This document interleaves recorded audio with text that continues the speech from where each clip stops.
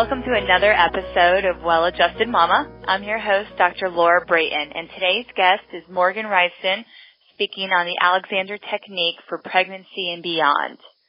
Morgan Rysdon is a nationally certified Alexander Technique practitioner specializing in helping individuals make positive changes for personal development. A graduate of the American Center for the Alexander Technique in New York City, Morgan is the founder of Center Studio, a private practice which helps people learn skills to improve posture, alleviate chronic pain, and reduce excess stress and muscular tension. Morgan offers both private lessons and group classes with a focus on building self-awareness and improving overall function of her students' minds and bodies.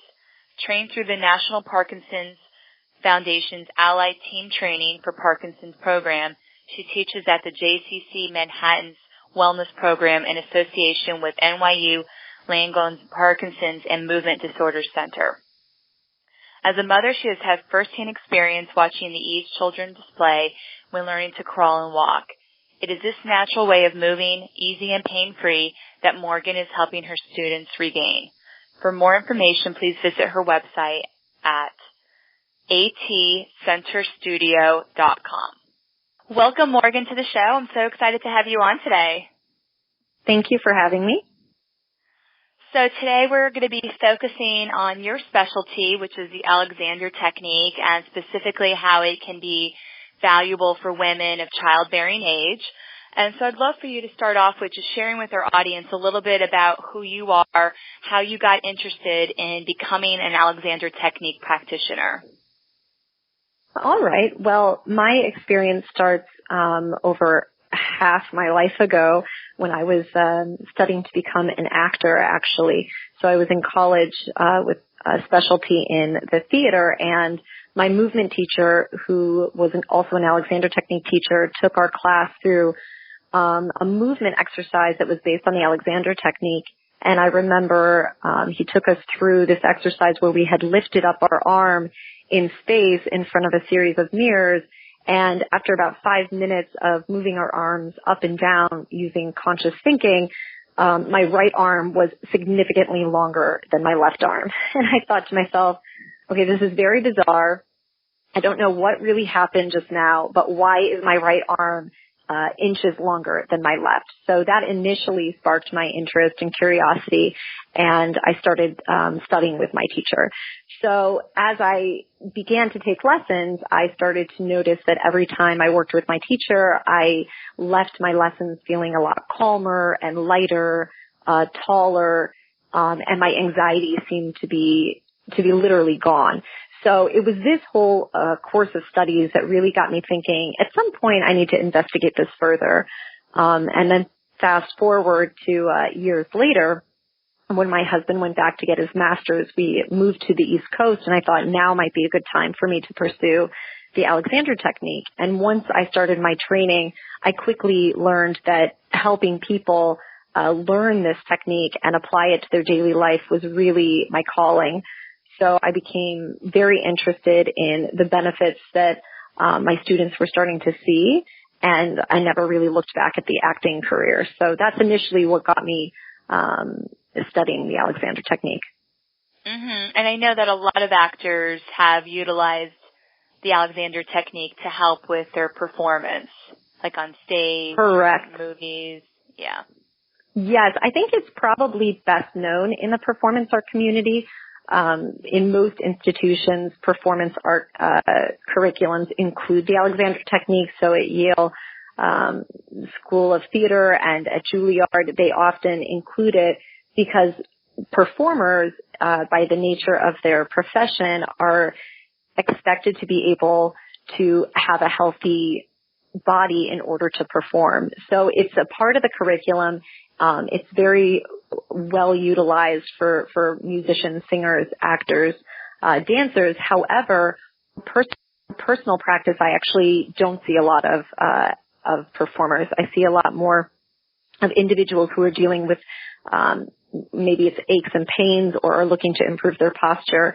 So it's really anybody who ever sits at a desk for longer than 2 hours a day could probably benefit, or anyone who thinks, my posture is something that I've been wanting to improve. Anybody else can benefit as well. It's just, I think, in the performance art community, it's definitely most well known for. Right. I totally agree. So a lot of our listeners are probably like, if they're not in performing arts, they might be like, well, what is the Alexander technique? Can you give us a description of what it is? Of course. So the Alexander technique is really a set of skills that you learn in order to take care of yourself.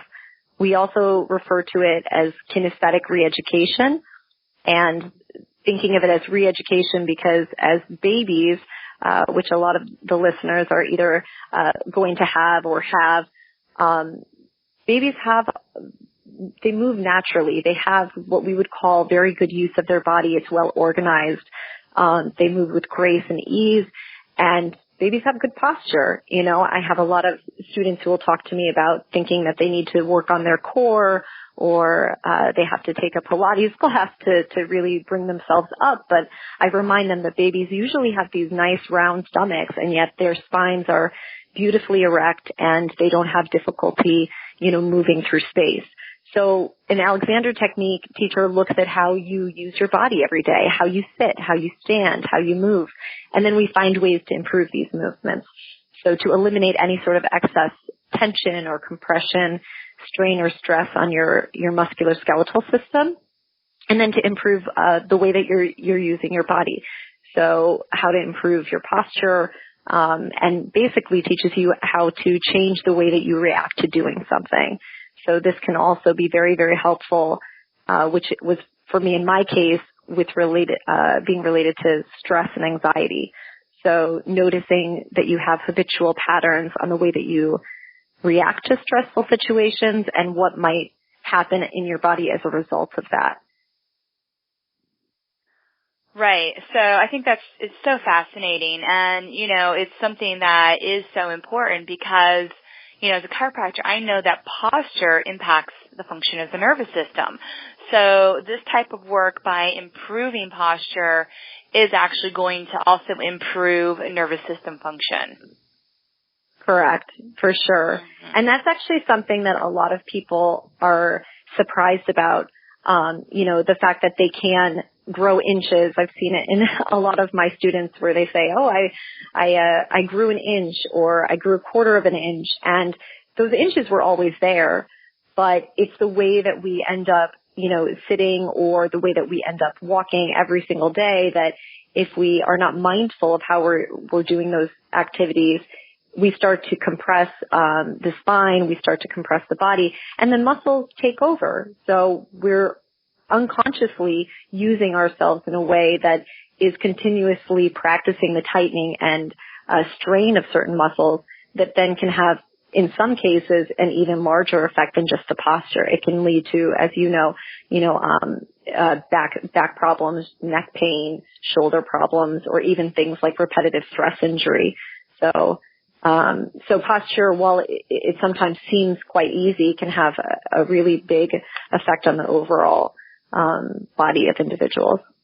Oh yeah, and it's impacting the whole body. So it's everything from the feet all the way to the top of the head is all part of your posture. So there can definitely be pain anywhere in the body if the alignment in any of those joints are out of place. And so what I love about the Alexander technique is it actually is helping to re-educate the joints and muscles of that flow, that grace that you mentioned, through very simple movements that you're doing with your students, and then you're giving them, I'm assuming, some homework for them to do at home. Yes, correct. Exercise.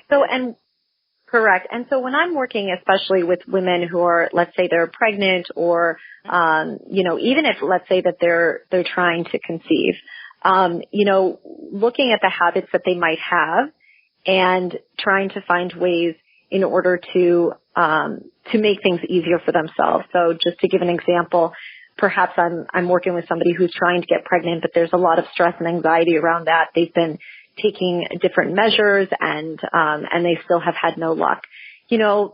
Stress does a lot of things to the body. We see that when people have heart attacks. We see that when people have high blood pressure, etc. So the same thing happens when you're conceiving. If there's too much anxiety and stress surrounding the activity, it can definitely cause our bodies to tighten, etc. So I will give people homework to start to notice things, to have a greater self-awareness of what is it that I'm actually doing and how can I maybe do something else, so that I give people choices. And at the end of the day, it's up to them to start to utilize those things. So they have a point at which they say, oh, I notice that I'm holding my breath in anticipation of XYZ, and I'm not going to do that. And of course, then for women who are pregnant and their bodies are changing, sometimes, if a woman starts with poor habits prior to conceiving, these are typically heightened during pregnancy. And when the body is changing so quickly with the development of the babies, our weight is shifting, the gravity of having a baby, et cetera, everything is adjusting. So to be conscious of that and to know if my belly is growing bigger, my whole back is starting to arch a lot as I'm trying to hold this, this little human being up and carry him or her throughout my day. And it can be very challenging for some women. So being mindful of how am I navigating my environment, whether I'm, staying at home or I'm in the work environment, and how do I make adjustments accordingly? So, a lot of people learn the skills that they need to for their individual circumstances, for their specific situation. So important. I mean, you're really talking lifestyle here. And so just being more aware, more conscious of your daily habits, your daily lifestyle, and then once you're aware, you can make changes where those habits and lifestyle may not be serving you and may not be for your best health. And I think that's just so positive. It's such a wonderful thing to incorporate during this phase of your life. In general, that's what pregnant women do, right? They make lifestyle changes that are about improving their health because of the pregnancy, and your alignment and your awareness of improving your alignment can also be part of that. For sure. And it's super important, I think, to remember that, one size does not fit all. And I think oftentimes, I'll say to my students when you go to, let's just take the waiting room. You're at your doctor's office for your visit and you're checking on how your baby's doing. You look around the waiting room, there is one chair. And yet, each woman, I rarely see the same body twice, so, and when we're growing a human being, the body is changing and so being able to be mindful of, wow, as it changes, I really notice that I'm tightening my neck more than usual, or I'm holding my breath more often, or I'm just gripping my fingers, clenching my wrists, waiting for the blood work to come back. It's things like this that, yeah, once in a while it's no problem, but that's not usually the case. Usually people are tightening and gripping their muscles unconsciously all the time. And so if you can start as an individual, if you can start to become more aware and notice your patterns of holding, then you can start to make changes and ultimately make bigger lifestyle changes as well. Yes, totally. So let's talk a little bit about what happens during pregnancy with a woman's posture and how the Alexander technique can actually improve on that and actually therefore impact the aches and pains that are common during pregnancy and how a woman feels. And even honestly, I would assume that a lot of other common pregnancy symptoms like edema and the numbness and tingling into the hands and headaches, all of this could actually also be benefited from Alexander. For sure. So what we look at is a lot of the responses that we automatically have. So I'm sure your listeners have heard of things like the fight or flight response. And what happens is that, we have a stress response to things in life for a reason.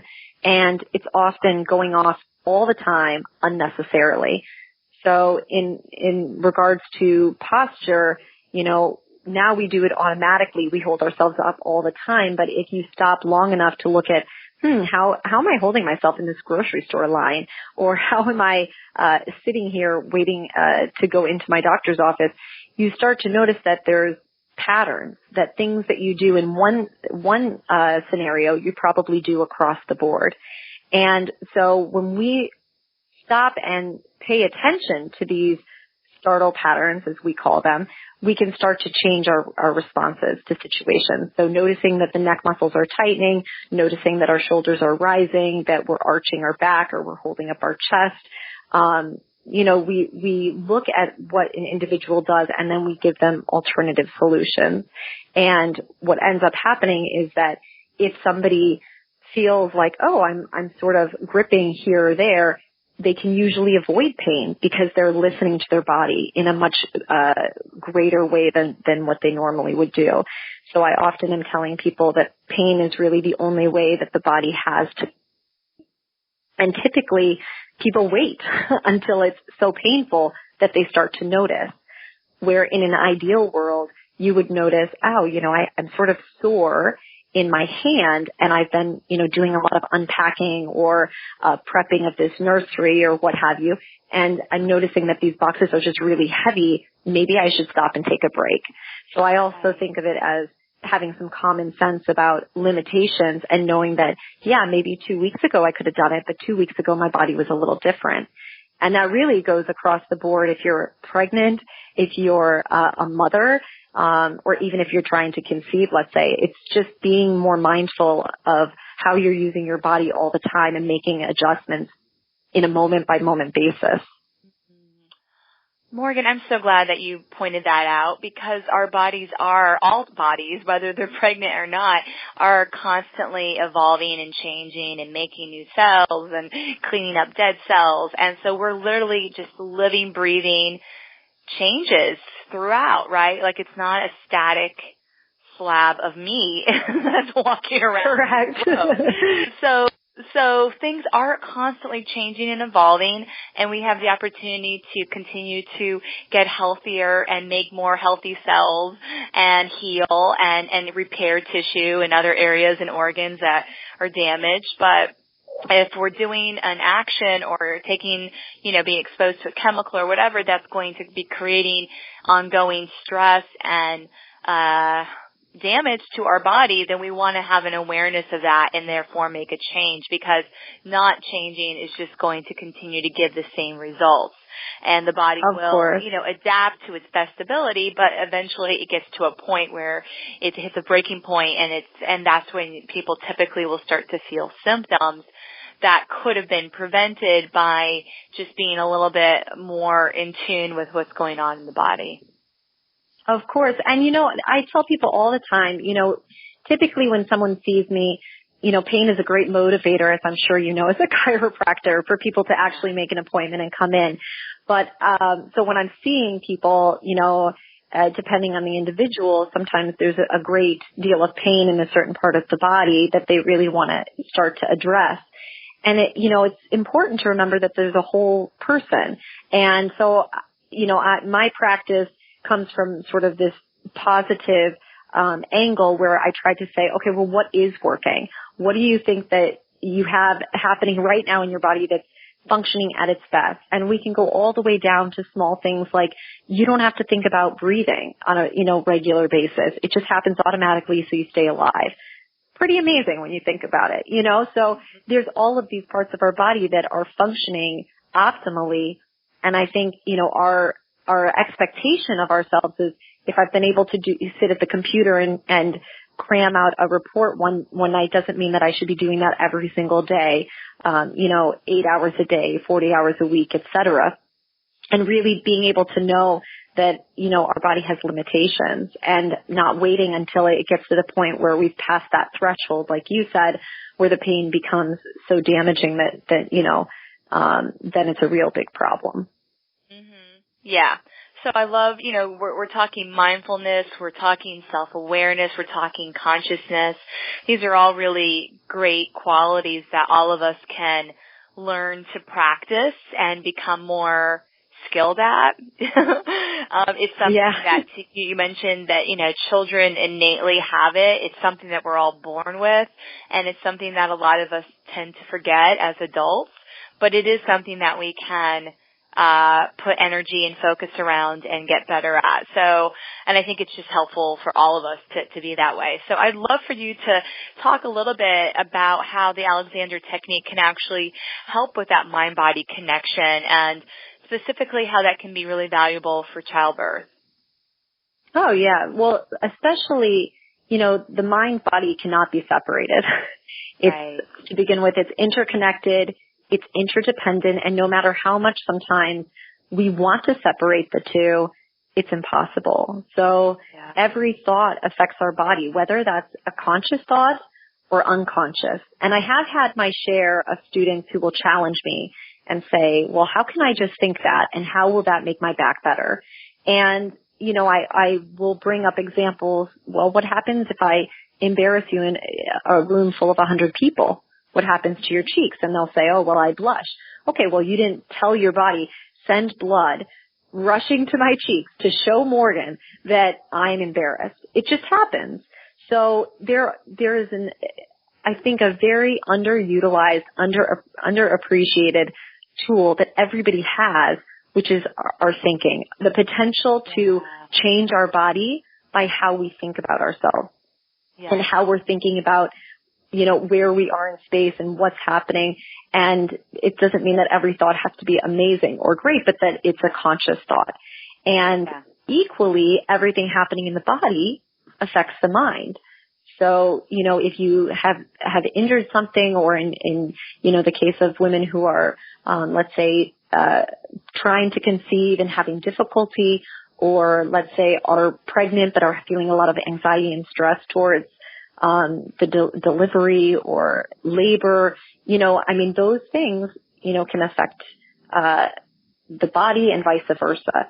So as Alexander teachers, we're looking at naturally connecting with our bodies to create more of an opportunity for our body to relax and to affect our thinking, and for our thinking to relax our body. So it works in both ways. And what ends up happening, I think, with regard to giving birth is that, there's all these things you can read, and different people have different experiences. And that's precisely, I think, the point, is that everybody is individual, and only you at the end of the day know what's best for you.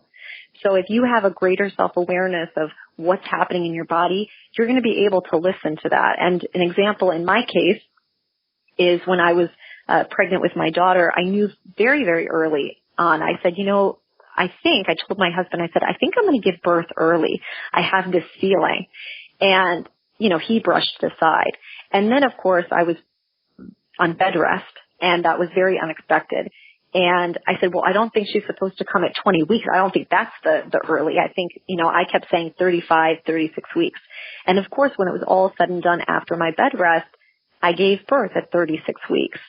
And I think, I'm not saying that any of the precautions or things that were taken didn't help me to get to that point, but I just knew, and I think that being able to listen to your body and have an awareness is really important, and something that sometimes we're very quick to give over to other people. We say, well, what do you think I should do? And we're seeking help from other people, when sometimes the answer is right in front of our face, and we just know we need to change our environment. We need to cut back on our hours. We need to take time to connect, with our families, or things that we need to do to help us in other ways that are, in some ways smaller changes, but can do a lot for our mental health and for our physical health and emotional health and well-being. Oh my God, it's such an amazing, valuable point that you just made. And, it just reminded me too, when you were talking about how our bodies change, and, the weeks ago you may not be wanting or able to do as easily, especially during pregnancy, right? Where literally, you're just getting bigger with the baby's growing, and there's just so much going on. And I think that is so important for women during pregnancy to recognize that it's normal, and it's actually healthy to slow down, work less hours, take on less responsibilities, say no more often, and really just have time for that self-care and time to do nothing, right? Scheduling time to do nothing. This is like so important for women in general, but especially during pregnancy. and recognizing that, there is, I know a lot of times, especially in New York City, there's this expectation in a woman's career that she's going to maintain that same workload throughout her pregnancy, and that's unrealistic. And it's not for the best interest of the baby or the mom. So, definitely recognizing what feels right for you. Some women have more energy during their pregnancy than others, but in general, it's not going to be the same level that you were before your pregnancy because your body is making a baby, so it's working very hard. And so it might mean working less hours, changing your schedule, having less activities that you're committed to outside of work. Like, it's about recognizing what are your priorities, where do you want to spend your time and energy, and maybe some of those things that fall outside of the top 3 priorities aren't going to be an area that you spend time on at that point in your life, right? Like, it's like, okay, maybe the charity event that I've always helped to run, maybe this year I will, not be involved because I'm pregnant and I need to not take on more responsibility right now. Of course. I mean, and that speaks, I think of that larger idea of balance and what it means to balance, whether it's work, life, being a parent.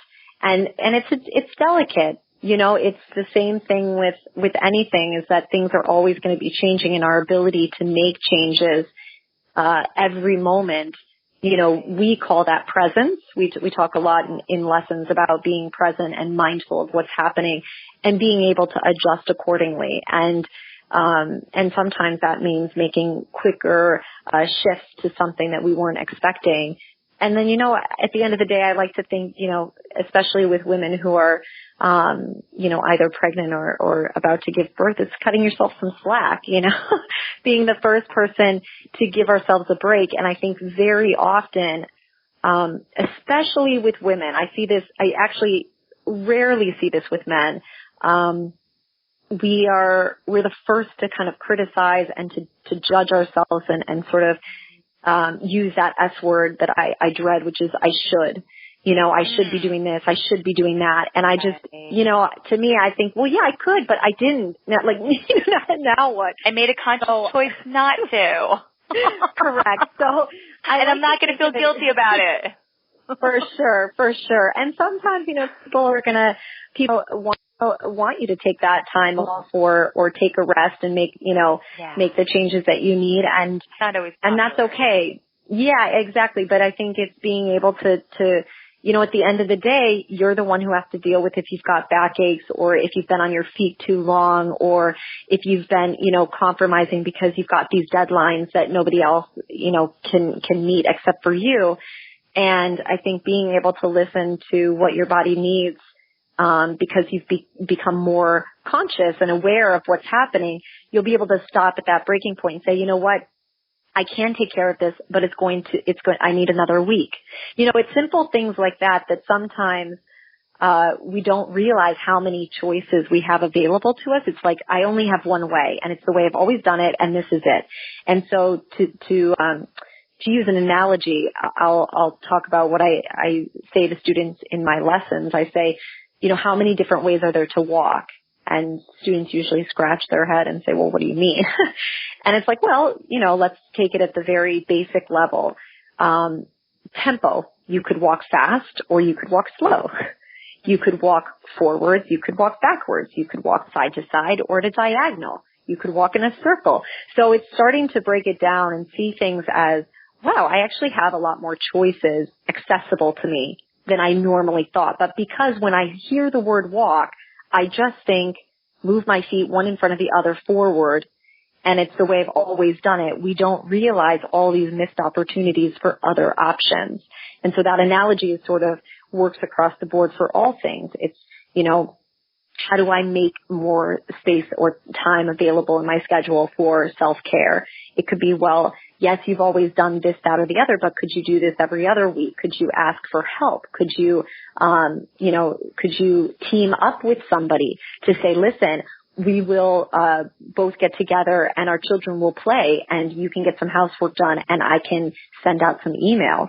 It's not thinking that we have to be superwoman and do everything without either asking for help or making adjustments that are going to help us function better, because at the end of the day, hopefully we want to feel good about ourselves and how we feel, and not feeling like we're compromising or sacrificing our health for others. That's you have so many great valuable points today, Morgan. I'm like, yes. It's really true. Women, we really do put so much more, I think, stress on ourselves than in general men do. And we really hold ourselves to sometimes an unrealistic expectation of what's possible, and being creative with solutions. When you have a challenge, something that's in front of you that seems like a problem, it's like, well, what are all of my options? It's, there's always more than one option. There's always more than one choice. And just taking some time to, recognizing what can I do to help resolve this issue and correct and continue, right? Like, it's not like, oh, well, I've been doing it this way and it's really not working, so I'm just going to work harder at that. It's like, well, maybe try something different, and it is about being creative. It is about asking for support. Sometimes it means hiring someone to help, right? And these are all, important things to just recognize, or just asking help from family and friends, and people want to help. So I think, it's actually a great way to connect with other people is when you ask for help. So it's human nature. We all want to, for the most part, we all want to help contribute to others. And asking for help is an opportunity for someone to contribute to you. It actually makes them feel good about themselves. So of course, especially as women. Especially as women. Well, and that's the thing is whenever we share with our girlfriends, we typically, they'll suggest something that then we say, oh, yes, of course. Why didn't I think of that? So your point is definitely worth noting, that, people want to help, and by nature, especially us women, we love to connect. So. Yeah. Exactly. So these are, and I love your idea of just like, whether it's the play dates, or even like I drop my kid off to play at your house while I run errands, and then, the next day we switch.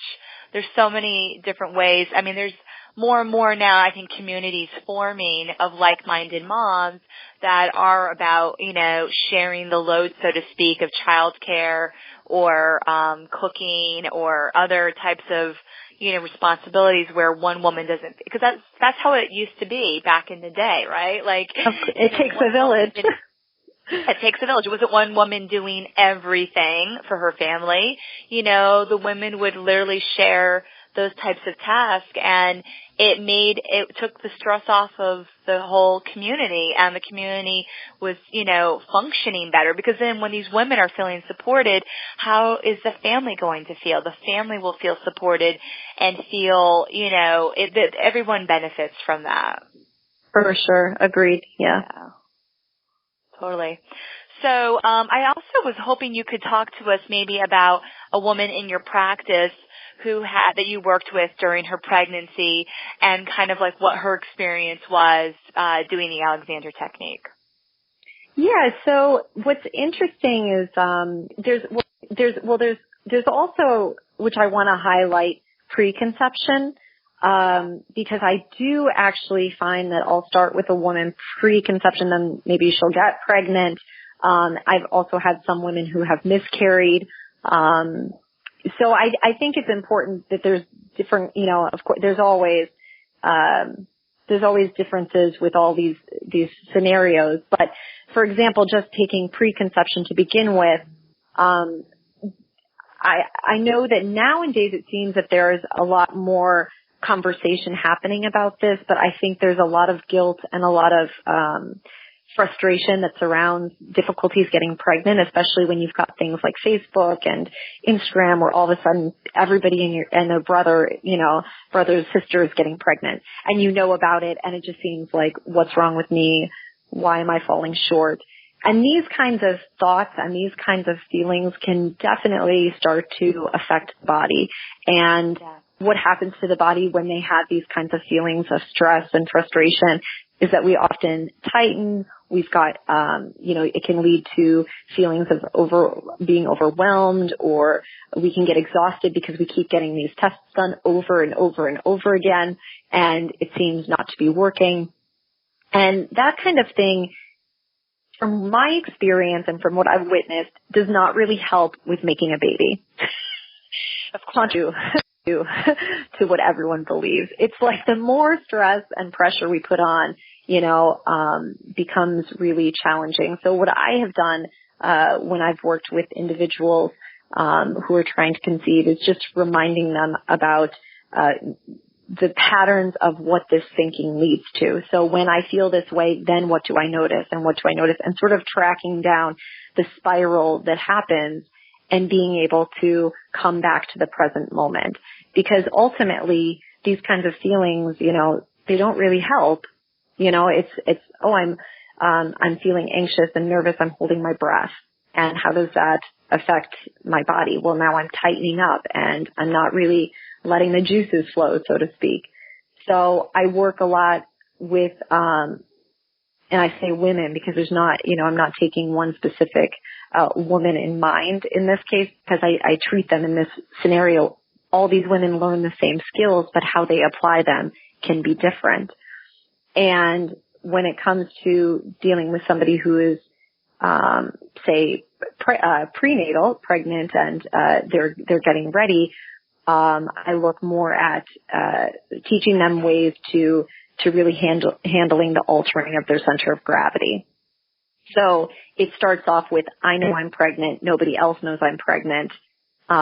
Except in my case, for some reason, students always tell me before that 3-month marker, because, I'm paying attention when, in my lessons, I'm putting my hands on students, so I'm feeling things, and they'll often say to me, oh, by the way, you're the second person besides my husband that knows, but I'm pregnant. And there's a lot of things that are happening. So whether it's a lot of morning sickness or being very, very tired or feeling exhausted all the time, that's when I sort of amp up that awareness about, okay, well, let's look at what can we do right. Well, what is something that we can do right now that's going to help us feel a lot better? And as it continues, it always ends up shifting to, now it's becoming more difficult to sleep. So I'll often help women looking at the way that they, I'm thinking of one woman, the way she was using her pillows at night. And I said, well, why don't you also consider changing places where you sleep? Instead of sleeping on the right side of the bed, for example, sleep on the left, change with your husband, so that maybe it's the way that you're laying at night and it's no longer comfortable. So finding ways that you can use props, whether it's a pillow or, I think, she used like a heating pad with rice or something like that, or beans, and it had some sort of, it morphed to the body to help support the stomach. So as you're laying on your side, her stomach is no longer coming into the bed, but really it has something underneath the stomach to help support the baby, so she didn't feel pulled over all the way to the left-hand side. So oftentimes, also looking at feet and talking to women about the importance of getting off of their feet, because I hear a lot of complaints about swelling and, they feel like, what is it? What's the word I'm looking for? When they get, swollen, when they're swelling up. Having the edema. So it's, correct. So, and those kinds of things can oftentimes be avoided by changing maybe the footwear, or just being mindful enough to sit down and to say, I'm going to pick my feet up. Yes, I'm in the office, but I can get a small stool. I can prop up books. I mean, it doesn't even have to be like, sometimes I think people have this image, women are thinking, oh, to put up my feet means I have to be on the couch with an ottoman. No, you could be at your desk and you could get a stack of books. You could put your bag under your feet. Simple things like that, in order to avoid getting to the place where all of a sudden now your feet are so swollen that it's so uncomfortable, and those are again, those simple things that can go a long way, and can really help women to feel comfortable and in control of their body, because oftentimes when people are pregnant, it doesn't feel like your body. the feeling is my body has been taken over by an alien, some sort of, other force is inside me calling all of the shots, and I'm just being dragged along for the ride. And so being able to make sort of adjustments that make you a little bit more comfortable every single day, I think go a long way, a long way.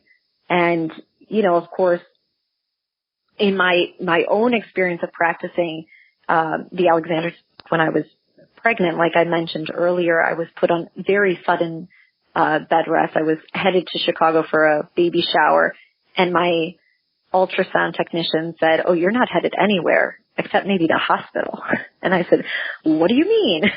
And she proceeded to call the doctors in, and at that time I was hospitalized, actually.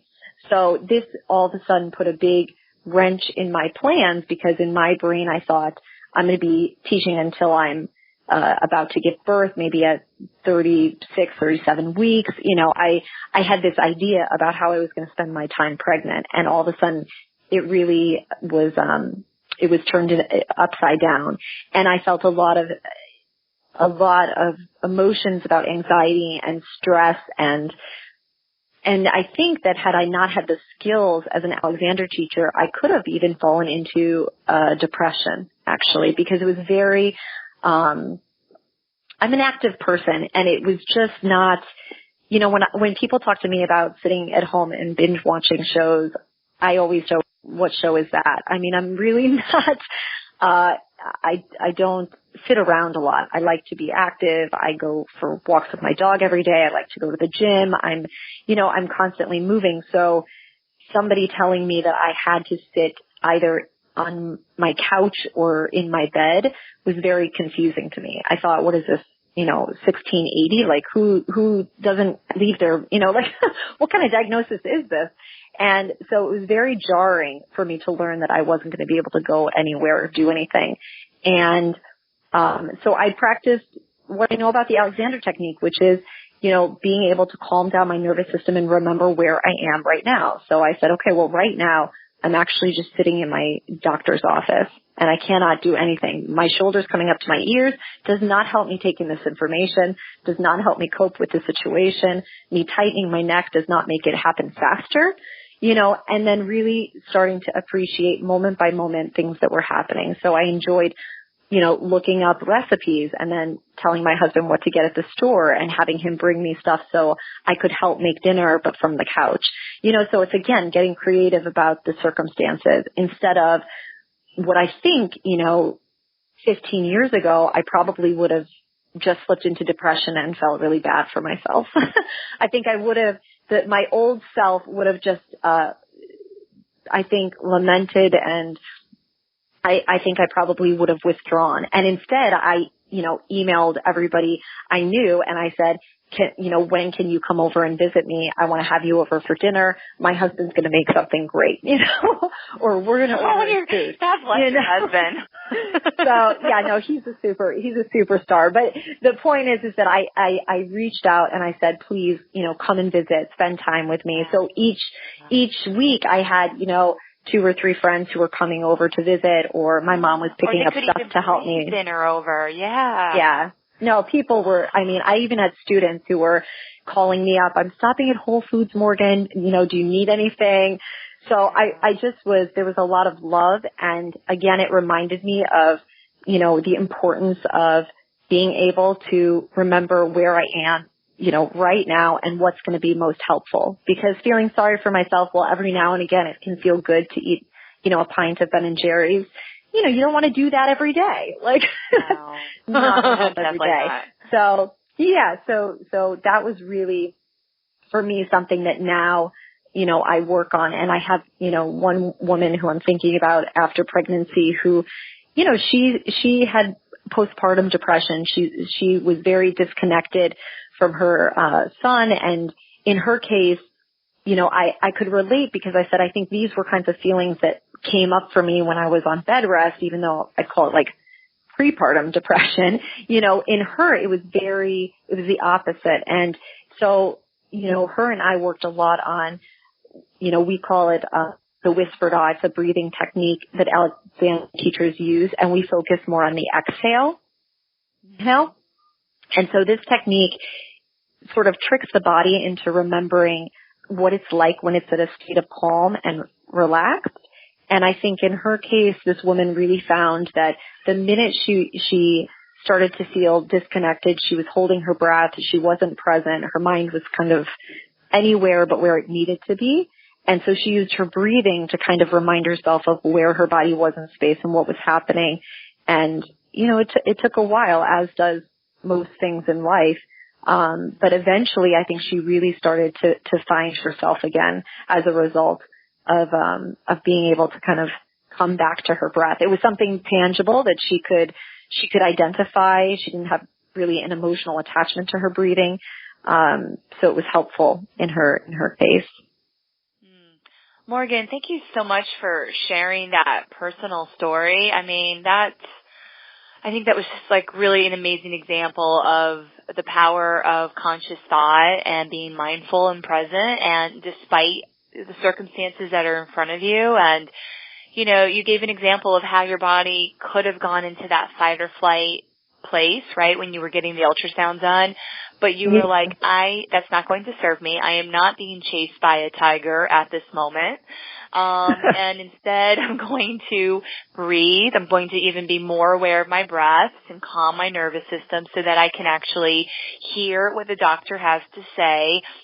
And I can be a little bit more objective and a little more logical instead of emotional with how I'm going to respond. It's not easy. Like what we're saying is not an easy thing to do when you're in a position like that. But we do have these choices, and the more we're aware of having that choice, we can actually switch the way we breathe, the way we think in a second. You know, we can actually shift out of that fight or flight and into more of a calm, relaxed place, despite what's going on, and then continuing to just practice that. And the more we practice it, the more intuitive it becomes. Of course, and I think something to remember that is really often forgotten when it comes to the body is, you know, people say, oh, I have a pain, how can it go away? Or I have these feelings, I just want them to be gone. You know, things take time and things take practice. And I don't, you know, if I had the secret to, you know, an amazing body overnight, I'd be a millionaire. And the same thing goes with, you know, stress, anxiety, and muscle tension. You know, it takes a while to learn a skill, and the more you do it, the more natural it becomes and the easier it is. And in my case, I often tell, especially my postnatal students, I'll confess, I say, you know, 3 months after I delivered, I woke up, I remember it, I think it was 2 a.m, feeding for my daughter. I'm sleep deprived, you know, exhausted. And I was breastfeeding her in the rocking chair, and I noticed that my shoulders were up to my ears. And, you know, I'm half asleep, my eyes are closed, and all I did was drop my shoulders. And I remind them, I said, listen, I didn't cancel my students the next day and say I'm a horrible Alexander technique teacher. It's not about being perfect.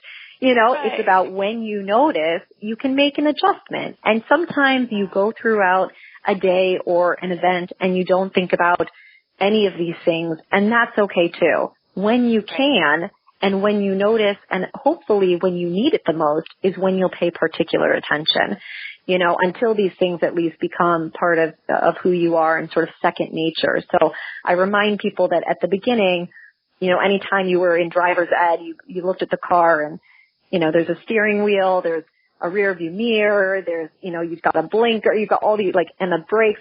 And then people are, you know, drinking Slurpees and changing the radio. How do they make it look so easy? At the beginning, there's a lot of different parts that one has to learn. And over time, you know, you can, I mean, people try to even text now and drive. While they shouldn't, it's, you know, people go, they get used to doing what they need to do to get the job done. And so these things over time, these skills do become something that people can use, and they'll be at their fingertips the more that they practice them, for sure. That's right. Well, Morgan, we're going to wrap up our interview today. So I just would, you know, love for you to share with our listeners, if they're living locally in the New York City area, how they can find you, or if not, how they could find a certified Alexander Technique practitioner in their area. Oh, I'd be happy to. So for my private practice, I have a studio called Center Studio that's located in Hoboken, New Jersey. And I teach here as well as in Manhattan. I teach out of a studio in Union Square and then also up at the JCC on the Upper West Side. So I teach group classes. I teach individual private lessons there. And in New York especially, there are a ton of teachers. So if somebody in the New York area is listening and they say, oh, but that's not, easy for me because I'm out in Queens or in Brooklyn, chances are there's a teacher in their area. And they can locate, and this goes for anybody in the nation, they can go to AMSAT online, which is American Society for the Alexander Technique.org. And it's abbreviated, so it's AMSATonline.org. And they can look up a nationally certified Alexander Technique teacher that's in their area. I often tell people to give it a try. I mean, this technique is like learning any skill where you go and you want to have a good rapport with the teacher. So sometimes I'll meet somebody and they'll say, oh yeah, I took a lesson, but I didn't really get along with the teacher or it wasn't for me. And I encourage them to try 2 or 3 teachers if they can, because oftentimes, you don't go to a piano teacher and if you don't like them, decide I'm never going to try to find a teacher that I like who teaches me piano. No, you would go find another piano teacher. Same thing for the Alexander Technique. So I encourage people to interview, to call, to reach out to teachers in their area to get a feel for how do they work and is their personality, is their personality compatible with my own. So those are things that I always recommend. Mm-hmm. That makes so much sense too. Yeah, it's like just because the one teacher wasn't the right fit, it doesn't mean that the Alexander Technique can't be something that would be helpful for you. And yeah, that's why there's a variety of all types of people out there, right? So we can find who resonates with us, and for sure, and that's so for any profession.